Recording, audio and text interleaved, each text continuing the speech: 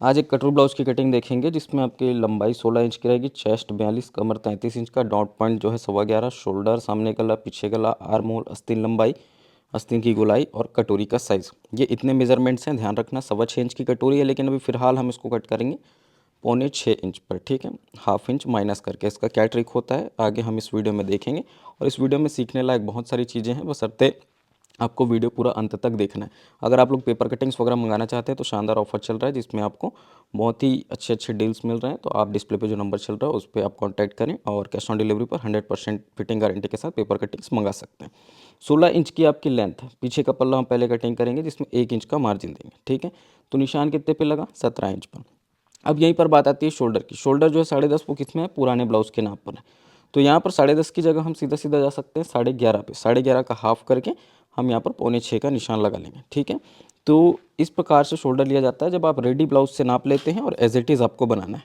यहाँ पर हम 6 इंच पर ये आर्म होल का सीधा निशान लेंगे, और इसको अब हम मेज़र करेंगे चेस्ट और कमर। यहीं पर नापना है चेस्ट को, तो 42 है तो 42 का चौथा हिस्सा, और फिर 1.5 इंच का सिलाई मार्जिन। कमर का चौथा हिस्सा, 1 इंच का डॉट और 1.5 इंच का सिलाई मार्जिन। एकदम क्लियर होना चाहिए। 42 है, उसका चौथा हिस्सा आपका कितना होगा? 10.5, और उसके बाद 1.5 इंच का मार्जिन, ठीक है। 33 है, 33 का चौथा हिस्सा लेना है, और 1 इंच का पीछे पल्ले का डॉट हमने लिया, फिर 1.5 इंच का सिलाई मार्जिन। अब यहाँ पर हम हल्का सा आर्म होल को अंदर की तरफ लेके आएंगे, ये इस प्रकार से। और यहाँ पर हम स्लोप देने के बाद आर्म होल की गोलाई के लिए पहला निशान 1 इंच पर, दूसरा निशान जो है वो 2.25 इंच पर। फिर चूंकि डीप गला है, और जैसे कि आप जानते हैं हम अपने पैटर्न्स में डीप गले में गले की तरफ हल्का सा शोल्डर को झुकाते हैं, उसी तरह से करना है। गले की चौड़ाई जो है 2.25 इंच लेनी है, और ये आपका फ्रंट नेक का ये वाला निशान आ जाएगा। अभी हमें फ्रंट का काम नहीं है, लेकिन फिर भी इस तरह से हम इसको निशान लगा के रख सकते हैं, जिससे आपका ये सामने का गला बन जाता है। और अगर हम चाहें यहाँ पर, जैसे आपने फ्रंट गला ही बना लिया, तो सामने पल्ला पीछे पल्ला कटोरी ब्लाउज में एक साथ भी कटिंग हो जाती है। वो किस तरह से, चलिए देखते हैं। तो ये इस प्रकार से जो आपका सामने का गला और दोनों आर्म होल, मतलब सामने पल्ले का आर्म होल और पीछे पल्ले का आर्म होल, दोनों आपका रेडी है। बस हल्का सा इस तरह से झुका करके आपको इस गोलाई शेप को कंप्लीट देना है, क्योंकि ये बहुत ज़रूरी है। नहीं तो फिर आर्म होल पे व्रिंकल्स और आर्म होल का शेप सही नहीं आने की प्रॉब्लम आती है। डॉट पॉइंट आपका कितना है? 11.25 इंच। तो ये आप 11.25 इंच, आधा इंच छोड़ करके नापेंगे शोल्डर जॉइंट को, तो ये सीधा 11.25 का निशान डॉट पॉइंट का यहाँ पर आ जाता है। लेकिन कटोरी ब्लाउज है तो हमें डॉट पॉइंट के साथ साथ एक और निशान लेना होता है। वो कौन सा निशान होता है? बेल्ट निशान।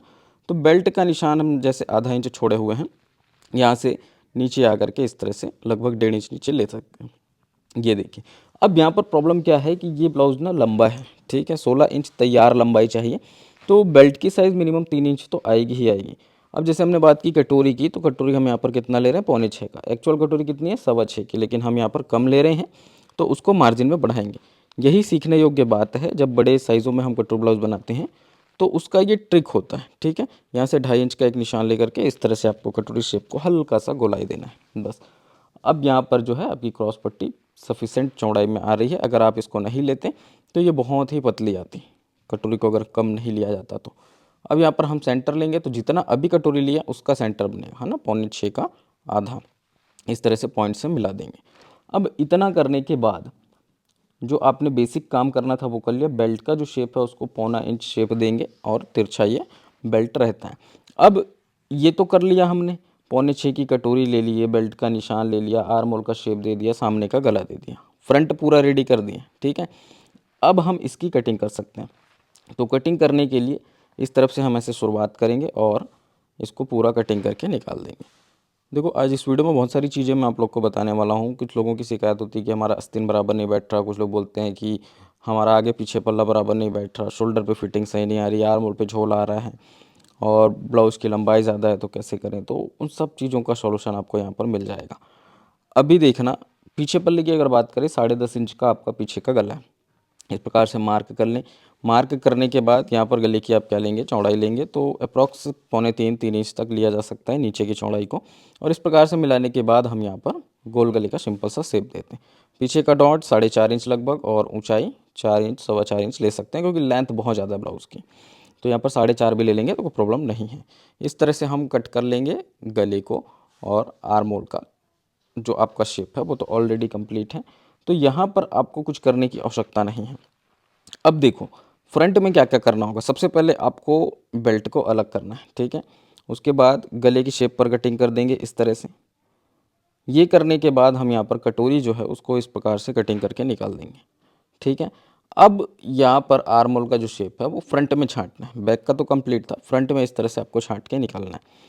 तो अभी बात करेंगे कटोरी की। तो जो ये आपकी कटोरी है ये कितनी है, 6.25 की। आपको बनाना है इसको 6, 6.25 है ना, आधा इंच जोड़ना है, 0.50 है वो।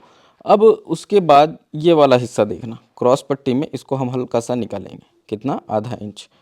क्यों निकालेंगे, इसके पीछे एक सीक्रेट रीज़न होता है जिसके बारे में कभी डिस्कस करेंगे, लेकिन ये ध्यान रखना कि जब इस टेक्निक से आप कटोरी ब्लाउज की कटिंग करेंगे तो क्रॉस पट्टी को उतना छांटना रहता है।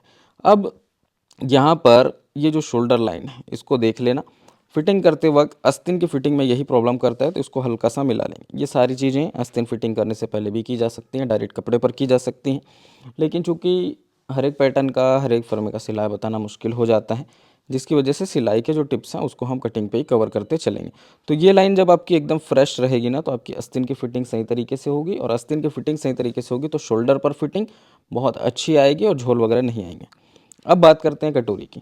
तो यहाँ पर कट लगाना है सेंटर का, एक अलग से पेपर लेंगे और यहाँ पे मार्जिन प्रोसेस को ध्यान से समझेंगे। क्यों, क्योंकि कटोरी हमने आधा इंच छोटा लिया है। ये चीज़ मैं बार बार इसलिए बता रहा हूँ ताकि आपको किसी भी तरह का कंफ्यूजन ना हो।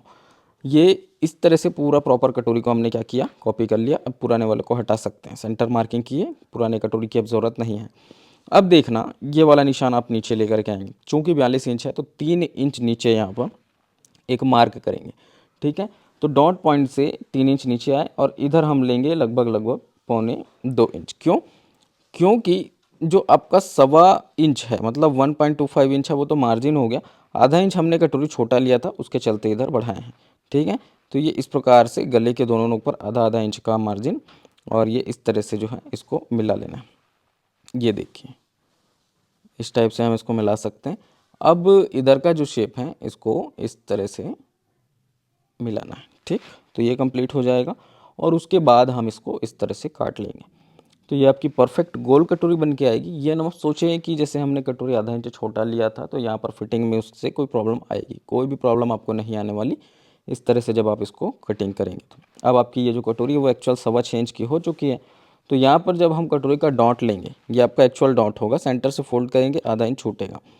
इसको भी किसी दिन बताऊंगा कि जब हम सेंटर से फोल्ड करते हैं तो वो कैसे छूटता है। बहुत से लोग बोलते हैं कि हमसे तो नहीं छूटता, लेकिन छूटेगा। सेंटर हम किसको बोलते हैं, नीचे का सेंटर है ना, डॉट के पॉइंट का सेंटर नहीं बोलते।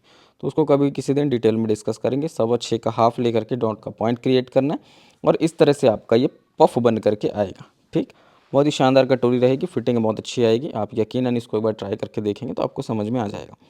अब ये जो आपका बेल्ट है ये इस तरह से इसमें आके फिट होना है। तो हम इसको हल्का सा यहाँ पर शेप दे देते हैं। छोटे छोटे टिप्स हैं जिसको आपको ध्यान में रखना चाहिए बतौर टेलर। तो ये इस प्रकार से जो है कटोरी का शेप हो गया। अब आते हैं हम बाकी प्रोसेस पर। आस्तीन की कटिंग देख लेते हैं। साथ ही साथ बेल्ट में आपको 1.25 इंच का अलग से मार्जिन देना होता है जब सामने पल्ला पीछे पल्ला हम काटते हैं एक साथ, तो क्योंकि बेल्ट में मार्जिन छूट जाता है उस टाइम पर, तो आपको वो अलग से देना पड़ेगा, चाहे आप कपड़े पर कटिंग करते हो तो या फरमा ही बना लो। आस्तीन की जो है मोहरी आपको लेनी है 1.5 इंच का मार्जिन। मोहरी किसको बोलेंगे, गोलाई को। लंबाई ले लेंगे, ये इस तरह से 5.25 की लंबाई है, तो आप आधा इंच एक्स्ट्रा मार्क करेंगे क्योंकि आपको ज्वाइंट करने के लिए, फिट करने के लिए तो चाहिए चाहिए। अब आर्म होल कितना है, 10 इंच। तो ये सीधा यहाँ पर इस तरह से निशान लगा देंगे क्रॉस रख के, ठीक है। अब ये हम डाउन कर देंगे 3.25 इंच। 3.25 इंच डाउन करने के बाद इस आस्तीन का आर्म होल हमने लिया। यहाँ पर देखना, ये वाला निशान आपका इस प्रकार से मिलेगा और यहाँ पर प्रॉपर एक स्केल का, मतलब कि 1.5 इंच का मार्जिन आ जाएगा। और उसके बाद जो है ये इस प्रकार से आपको आस्तीन का शेप घुमाना है, ठीक। तो ये आपका आस्तीन कटिंग हो जाएगा, जिसमें यहाँ से आपको एक शेप देना होता है जिसमें हम आर्म होल का गहरा शेप बोलते हैं इसको। ये आपका फ्रंट आस्तीन आर्म होल छटता है, ठीक है। सामने के पल्ले में जैसे ब्लाउज का आर्म होल छटता है वैसे आस्तीन का आर्म होल छटता है और गहरे पल्ले पर जाकर के गहरा पल्ला ही फिट होता है, ठीक है। ये इस तरह से इसको हम कटिंग कर लेंगे और ऐसे छांट देंगे। तो ये आपके आस्तीन की कटिंग भी प्रॉपर हो चुकी है। अब इतना करने के बाद आप इसको इस प्रकार से एक बार मिला के देख लें। जब मिलाएंगे तो आपको समझ में आएगा कि फिट करते वक्त ये पोर्शन एक्स्ट्रा आ रहा है, तो उसको आप यहीं से छांट देंगे, ठीक है। बाद में भी कर सकते हैं आस्तीन को फिट करते टाइम। अभी यहाँ पर देखना, एक सीधा निशान लेंगे 1/4 इंच का मार्जिन, और चूंकि बेल्ट में हमने मार्जिन वहाँ पर नहीं दिया था, क्योंकि कटिंग की टेक्निक ऐसी है कि आप वहाँ पर उसको डायरेक्ट नहीं काट सकते, तो इसको आपको अलग से काटना होगा, या फिर जब आप कपड़े पर कटिंग करेंगे तो उस टाइम भी बढ़ा सकते हैं। ये इस प्रकार से जो है आपका बेल्ट, मतलब कि इसको हम क्या बोलेंगे, योग पट्टी आपकी कटिंग होकर के आ जाएगी। और ये जो मार्जिन है ये कम्प्लीटली दब जाता है, क्योंकि ये टोटल आपका सिलाई मार्जिन ही होता है। तो जो आपने पहले बेल्ट कटिंग किया था वही एक्चुअल साइज़ का बेल्ट आपको वहाँ पर मिलने वाला है, ठीक है। अब बेल्ट की कटिंग हो गई, कटोरी की हो गई, क्रॉस पट्टी की हो गई, आस्तीन की हो गई, पीछे पल्ले की। अब कुछ चीज़ें मिलाने की बारी है, जैसे कि चेस्ट 42 है ना, तो आपको ये 42 इस प्रकार से रख के नापना है, कितना, 10.5। तो ये तिरछा नापने का कारण क्या है कि ये जो अपर चेस्ट फार्मूला होता है, जिसमें हम ये ध्यान रखते हैं कि व्रिंकल्स तो नहीं आ रहे, शोल्डर गिरने की समस्या तो नहीं आ रही, क्योंकि डीप गले के ब्लाउज़ों में, खासकर बड़ी साइज़ों में अक्सर ये प्रॉब्लम आती है। तो इस तरह से जब आप इसको थोड़ा सा छाँट देंगे, लगभग आधा इंच ही जाता है ना, तो ये ब्लाउज़ फिर जा करके बॉडी पर फैलेगा, उसके बाद भी शोल्डर नहीं गिरेगा, व्रिंकल्स नहीं आएंगे, ठीक। दूसरी बात, इस प्रकार से जब आप नापेंगे इसको, ये आपकी कटोरी फिट होने के बाद एकदम एक्यूरेट जा कर के बैठेगा क्रॉस पट्टी और कटोरी, ठीक है। और ये आपका क्या हो जाएगा, योग पट्टी, मतलब कि बेल्ट। तो ये प्रॉपर अब आप देख सकते हैं कि ये सब कुछ जाके बराबर बैठ रहा है। लास्ट में जब हम आस्तीन को देखेंगे तो आस्तीन को भी इस तरह से रख करके हम मिला सकते हैं, जिसमें चूंकि अब हम 1.5 इंच का मार्जिन यहाँ लेकर आ जाएंगे, तो ये कट आपका यहाँ लगेगा। और उसके बाद जब आप इसको इस तरह से रख करके मिलाएंगे तो ये एकदम एक्यूरेट आकर के बैठ रहा है, देखिए कट टू कट, कहीं पर कोई प्रॉब्लम नहीं है, ठीक है। पीछे पल्ले का भी मिला करके देख सकते हैं, क्योंकि पीछे पल्ले के कट में भी फ़र्क आएगा। तो आई होप आप लोग को ये वीडियो पसंद आई होगी, मैंने बहुत चीज़ें समझाने की कोशिश की। वीडियो पसंद आए तो इसको लाइक करें, शेयर करें, और मिलते हैं नेक्स्ट वीडियो में। तब तक के लिए जय हिंद, वंदे मातरम।